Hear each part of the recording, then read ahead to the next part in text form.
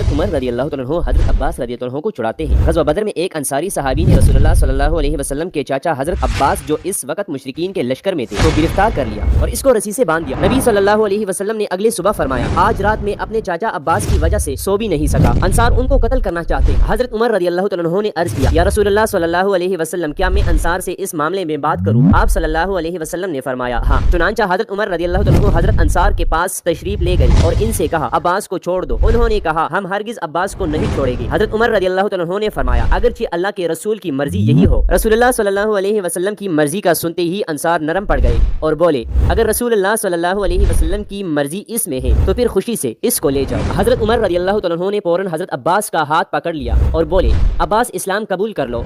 खुदा की कसम अपने बाप खिताब के कबूल इस्लाम से ज्यादा मुझे तुम्हारे इस्लाम कबूल करने की खुशी है और इसकी वजह भी बताई देता हूँ कि नबी करीम सल्लल्लाहु अलैहि वसल्लम को तुम्हारे इस्लाम लाने से बहुत खुशी होगी।